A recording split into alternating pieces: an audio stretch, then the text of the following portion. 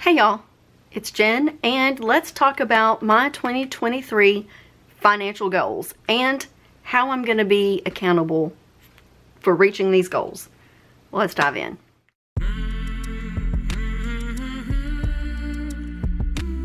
Okay, alright, so my main number one goal for 2023 is to buy a house.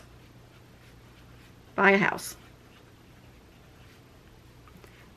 That's my main goal. That is what everything I'm doing from this point on is focusing towards. It's my path to get to this number one goal. So with that said, how I'm going to do that is I'm going to stick to my budget, because if I don't stick to my budget, because if I stick to my budget, I'll be able to put more money towards debt pay down and savings, and that will ultimately allow me to buy a house. The next step is to pay down my debt. Pay down my debt. And I want to do that by 50% of my credit card debt. Credit card debt. That is going to equal approximately $2,500. And again, that is just credit card debt. Obviously I've got student loan, I've got a large personal loan, and then I also have my auto payment. Those aren't going to be paid down by half. There's just no way. But I do want to pay down my credit card debt. Then the last step is I want to do a select, let's see if I can spell, a select item no spend. And I'm calling this a select item no spend because there are about 3 areas that I spend that I need to get that under control. And so that's what this is going to be. There's been several videos that have been put out. Cindy's is the one that I saw first and that most people have kind of seen and gone off of, but it's her 3. She's the one that did the 3 areas and listed out her accountability and how she's going to do that. So this is the one we're going to focus on right now, and I'm going to break that down into a little bit more detail. So my no spend 2023, this is how it's going to break down. 1 is arts and craft supplies.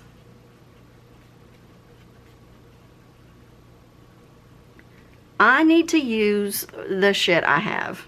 And you can't see over here to this side of me or what's behind me back there. But I am sitting in my art area right now. That's where I do all my filming because it's got the setup for my camera to do the face down part, and it's where I've got my lights set up. So I do all my filming here. But I have an 2 entire cabinets and a wire shelving full of art supplies. Now, I do have a small business that I'm trying to build up, and so that is part of it. I also I do bullet journaling. I like to use stickers in my planner, in my everyday planner, and I just have a lot of stuff. I just need to use what I've got. There are going to be a couple exceptions. So of the arts and crafts supplies, if I am completely out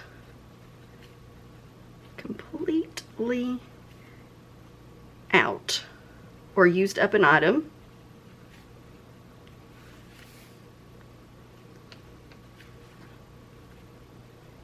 I can replace it.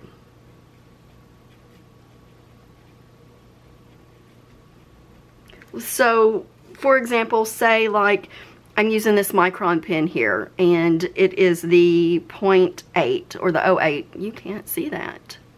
Can you see that? No. Do it that way. There we go. It's the 0.8. So I guess this one's actually the 0.5. Whatever. This specific pen with this specific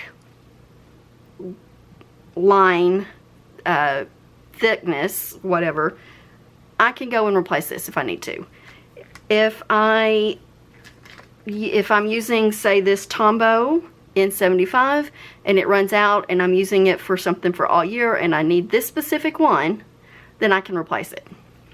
Those kinds of things. But I can't just go out and buy a whole pack of Tombows for one pen. I have a lot of supplies like that.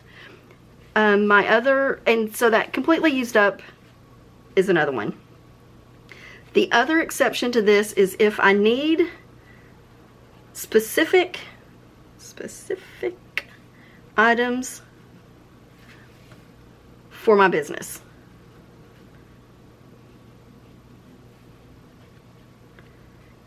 And it needs to be a commission piece,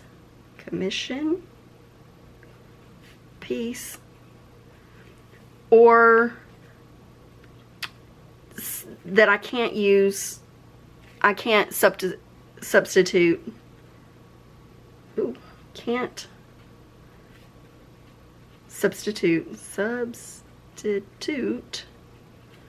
a supply I already have.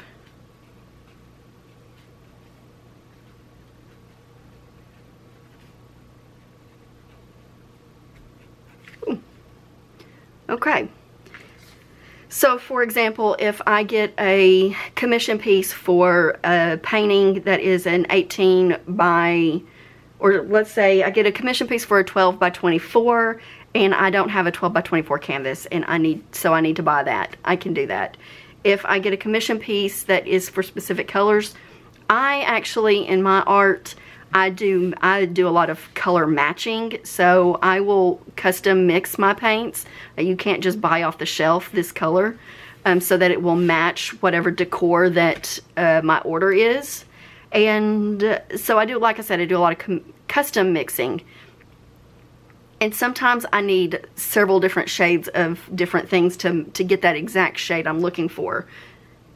And so I can buy what I need for it if I don't already have it or can't use what I already have.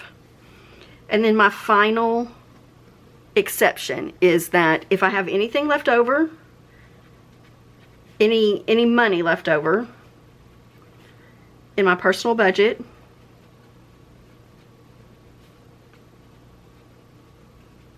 then I can use that. I can spend that money.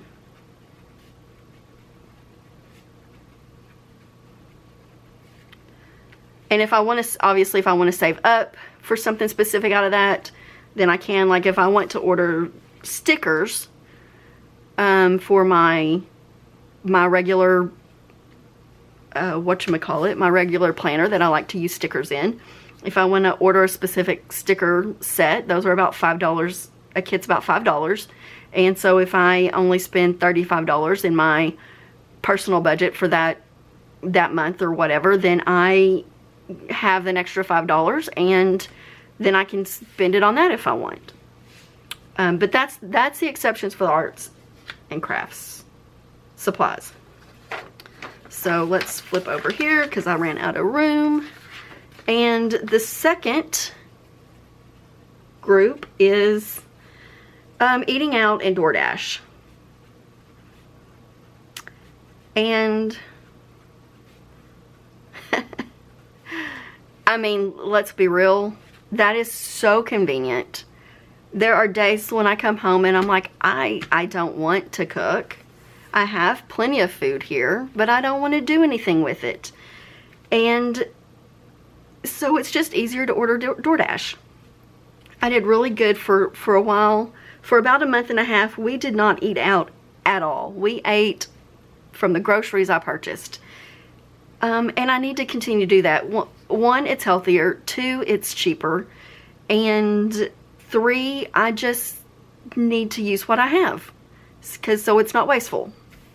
The only exception to this, we have one exception, and that is I can do one DoorDash order a month. One order a month. That's it. That's it. 1 order a month. And then my final no buy, no spend is, I'm calling it random Amazon shit.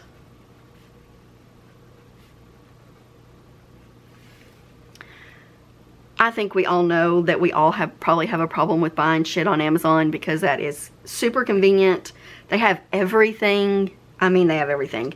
My exception to this is if it's something I can justify as a need and I can't use anything else. It has to be a need and no other alternatives.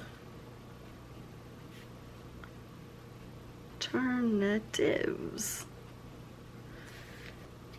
And really that's it. There are things that will come up that I need. I like to get my well, for example, like there's some organization stuff I know I'm going to need. I'm trying to work on decluttering and organizing to make use of my space a little bit more, a little bit better. And so if there's something that I need for that, I can do it, but I have to be able to justify it to you, because that's going to be part of my accountability. So my accountability portion for this and how I'm going to stick to this ability is that I will have a monthly video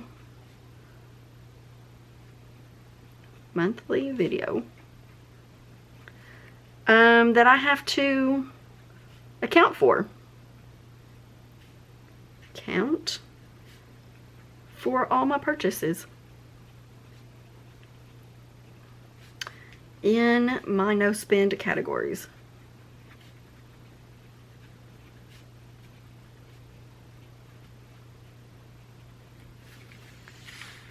I'll do that after the first of the month. So, like, obviously January, there's not one because this is getting started, so there won't be one for this month. One of the videos in February will be this accountability video. So, you know, I go over everything in the month anyway with my spending, but I will dedicate one video to these no spend categories and making sure I stick to it. And I will also update you on the other goals here, how I'm coming towards sticking to my budget, how I'm coming with paying down my debt, and then my no spend. So I will do it, maybe we'll call it a monthly goals check-in video. But that is it. That's what I'm going to be doing, and how I'm going to be helping myself meet this financial goal, mainly of buying a house and these are the ways I'm going to do it. So if you have questions, let me know in the comments below. If you have any suggestions, also let me know in the comments below. If I've missed something that I really should be considering, let me know what your thoughts are down there. I'm always open to ideas and suggestions. I am a spender, I am not a saver, and that goes back to probably some childhood trauma aspects of it and the way I grew up and was raised. And so, but that is for me and a therapist to work out. Not on YouTube, but this is kind of how I'm trying to get a hold of that and rein that stuff in. So with that said, again, please do all the YouTube-y things and make sure I check in with you in February on my goals, and I will see you in the next video. Thanks.